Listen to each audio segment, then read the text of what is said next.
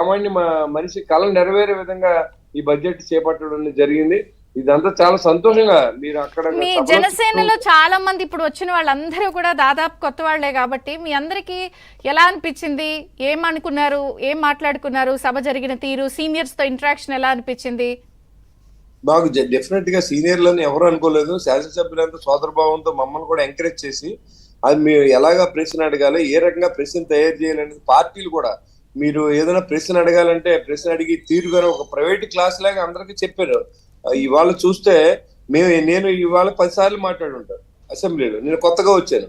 ప్రజా సమస్యలను గణమైపోయే అవకాశం ప్రజలు కల్పించారు. ఆ ప్రజల మనోభావాలు దెబ్బతీయకుండా మనం అక్కడ వ్యవహరించవలసిన అవసరం శాసనసభ్యులుగా ఉంది. వాళ్ళ చాలా మంది మాట్లాడుతూ ఉన్నారు. శాసనసభ్యులు వైసీపీ పార్టీకి నష్టం జరగలేదు, మిమ్మల్ని ఎన్నుకున్న ప్రజలకి, ఆ 11 కాన్స్టిట్యూన్సీలో ప్రజలకే నష్టం జరుగుతుంది. ఇవాళ మా కాన్స్టిట్యూన్సీలో నీళ్ళ గురించి మాట్లాడతాం, కాలువల గురించి మాట్లాడతాం, ఎర్రకాలువ గురించి మాట్లాడతాం, మరి ఏదైతే అవినీతి జరిగినటువంటి సొసైటీలో అవినీతి గురించి మాట్లాడాం. ఇవాళ ఫుడ్ అడల్టేషన్, ఫుడ్ అంతా కూడా కల్తీమయం అయిపోయింది, దానివల్ల జబ్బులు అవుతానని మాట్లాడే అవకాశం కల్పించారు. ఇవన్నీ కూడా గ్రేట్ గా ఫీల్ అవుతా ఉన్నాం. ఎందుకంటే మేము వెళ్ళి 7 నెలల కాలం అయింది. మీరు ఎప్పుడు కూడా మేము స్టడీ చేస్తా ఉన్నాం. మొదటి రోజు నుంచి ఏ రోజు కూడా సభకు మానకుండా చాలా కాన్సన్ట్రేషన్ చేసి ఎలాగ మనం ఈ సభలో మాట్లాడాలి, ఏది మాట్లాడితే ఎక్కువ సమయాన్ని కొన్ని కోట్ల రూపాయలు ఖర్చు పెట్టి ఇవాళ ఆంధ్ర రాష్ట్ర ప్రభుత్వం సభలు జరుగుతున్నప్పుడు సభా సమయాన్ని వృధా చేయకుండా పాయింట్ సూట్ గా మాట్లాడే అవకాశం మా స్పీకర్లు అందరూ కూడా చెప్పారు. మీరు ఎక్కువ సమయం తీసుకోకండి, మీ కాన్స్టిట్యూన్సీలో సమస్యలు కానీ ఆంధ్ర రాష్ట్రంలో సమస్యలు కానీ మీరు అందరూ తెలియపరచమన్నారు. ఆ ప్రకారం మేము నడుచుకున్నాం.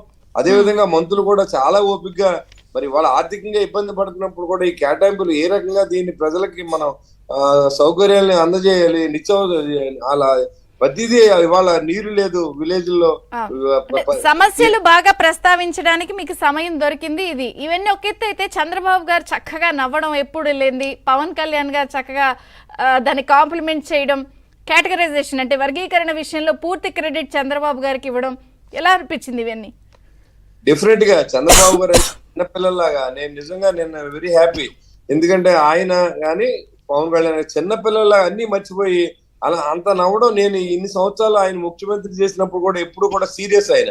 అలాంటిది ఈసారి ఆయన చాలా హ్యాపీగా ఉన్నారు. ఎందుకంటే ప్రజలకు ఈసారి ఖచ్చితంగా మంచి గవర్నెన్స్ ఇచ్చే బాధ్యతను ఆయన తీసుకున్నారు. పవన్ కళ్యాణ్ గారు కానీ మేము కూడా ఆయన యొక్క ఇంకొక 15 సంవత్సరాలు ఆయన చేస్తే ఈ రాష్ట్రం బాగుంటుంది, ఆయన అనుభవం బాగా ఇక్కడ అందరికి రాష్ట్ర ప్రజలకు ఉపయోగపడతా ఉంది. దానికి పూర్తి మద్దతుని ఇవ్వాలనే ఆలోచనతో అందరూ కూడా పార్టీలు, బీజేపీ కానీ మేము కానీ అదేవిధంగా శాసనసభ్యులు కానీ అందరూ కూడా చంద్రబాబు గారి నాటి మాటే శిరోధారు. ఎందుకంటే అక్కడ ఆయన స్వార్థం లేదు. ఈ రాష్ట్రానికి ఏదో చేయాలి. ఈ రాష్ట్రం 5 సంవత్సరాలుగా నష్టపోయింది. ఈ రాష్ట్రాన్ని ఏలాగా మరి రీకన్స్ట్రక్షన్ చేయాలనే ఆలోచనతో ఆయన నిరంతరం పనిచేస్తా ఉన్నారు. ఏదైతే ఇవాళ నిజంగా ఈ మరి 6 ప్యాక్ ఏదైతే మరి ఎలక్షన్ ముందు చెప్పారో ఎవరు అడగకుండా ప్రజలు కూడా ఇవాళ ఏమడుగుతున్నారంటే, మేము ప్రజల్లో తిరిగే వ్యక్తులు, ప్రజలు ఏమడుగుతున్నారంటే మాకు నిత్యం అవసరం ఉండే మంచినీళ్ళు ఇవ్వండి, రోడ్లు వేయండి, డ్రైన్ వేయండి అన్నారు తప్ప మా పథకాలు ఇవ్వండి, ఆర్టీసీ బాగుండి వీళ్ళు మాట్లాడుతూ ఉన్నారు. వీళ్ళు ఏంటంటే ఆ డబ్బు తాయిలాలుగా ఇచ్చి కోట్లాది రూపాయలు దోచుకోవడానికి అలవాటు పడి మళ్ళీ ప్రజలు రెచ్చగొట్టి ఉద్యమాలు అనేవి చేయాలనుకున్నా ప్రజలు ఎక్కడ కూడా స్పందించట్లేదు.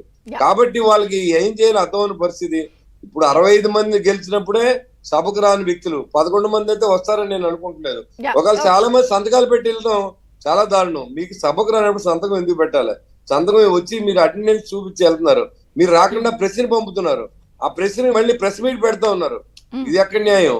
మీరు సభలో మాట్లాడమని మీకు ఓట్లు వేసిన ప్రజలు మిమ్మల్ని సభకు పంపితే సభకు వెళ్లకుండా మీరు సంతకాలు పెట్టి బయటికి వెళ్ళిపోయి ప్రెస్ లో మాట్లాడవలసిన అవసరం ఏంటి? సభలో మాట్లాడండి, ప్రజల మనోభావాల గురించి మాట్లాడండి, మీ కాన్స్టిట్యూషన్ కష్టాల గురించి మాట్లాడండి. ఆంధ్ర రాష్ట్రంలో ఏదైతే పాలకపక్షం తప్పు చేస్తే నిలదీసి మాట్లాడండి. ఎవరైనా నేను కూడా నిలదీయచ్చు, పాలకపక్షంలో లేకపోయినా. ఇవాళ వాళ్ళని తప్పు జరుగుతుంది మీరు చూశారు. కోన రవికుమార్ గారు మాట్లాడారు, మేము మాట్లాడాం. అధికారులు తప్పు చేసినప్పుడు అది ఆ